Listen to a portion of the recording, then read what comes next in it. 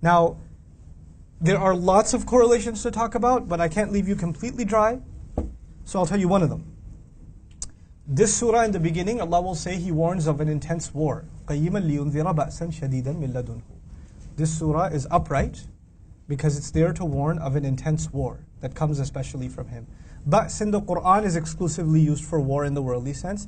Ulama have commented, when we get to the tafsir, that it can be used for dunya and for akhirah, meaning it could be the ba's of Jahannam. But if you study the word ba's in the Quran, you will find pretty much exclusively ba's being used in the sense of dunya, this world.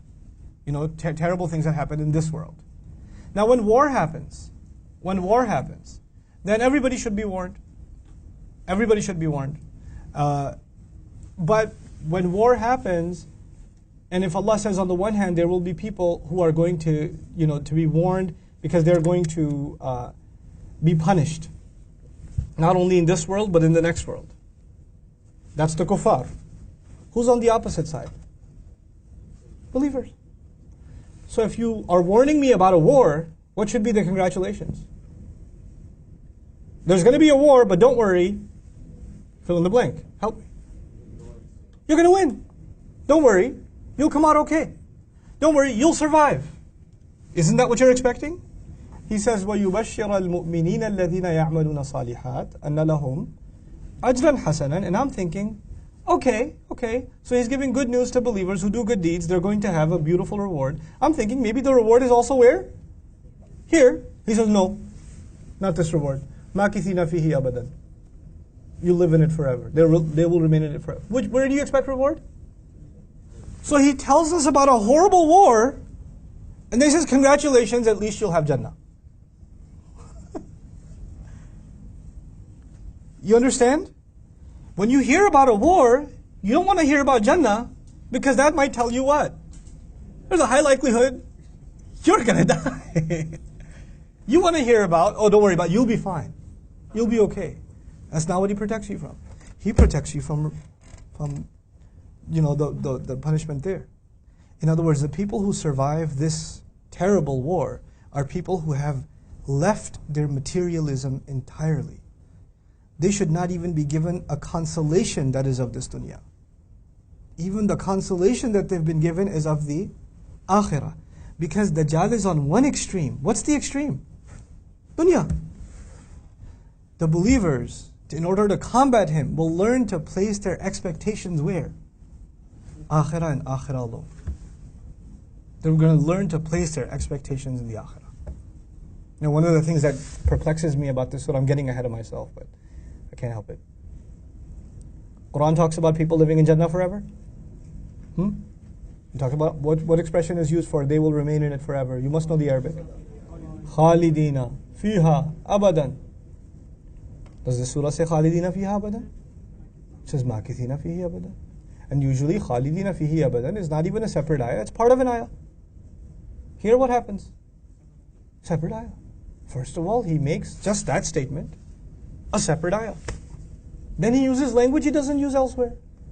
Khalidina fihi abadan. Why not Khalidina fihi? Why Makithina fihi abadan? There must be something really strange and unusual. Like there's an unusual call to put your hopes and aspirations in the afterlife, first of all by separating it into an ayah by itself. And then using language that He Himself subhanahu wa ta'ala doesn't normally use. He uses different language. When you get to that ayah, you'll see. But I'm giving you a hint already. It has to do with materialism and the fight against materialism. That the expectations of the akhirah are given a higher priority. And since I've already dropped that one, might as well drop the next one. And that is, you will see this run across the surah. And every single one of the stories that are, 4 stories, you remember? These young men have their expectations in the right place. Okay? They don't say, what's going to happen to my youth? I'm a young man, I'm not even married yet. What am I going to do in a cave? Where am I going to get food? They just go. Their expectations are in the right place. It's because false expectations are in this world. Correct expectations are with Allah. Next story is a guy who has a garden, and his false expectations are where? With his garden. The next story is Musa alayhi salam not to have false expectations based on what he sees. There's a deeper reality. Don't realize, there's again false expectation. Then the final story is who? Dhul Qarnayn. And Dhul Qarnayn causes, or has like victory after victory. And when people are used to victory, then they give a victory speech.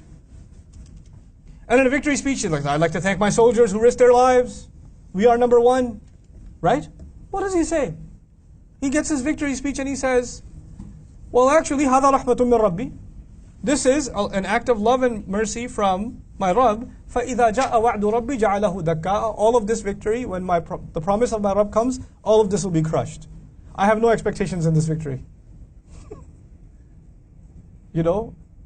Because the only thing that will be forever is the reward that believers get.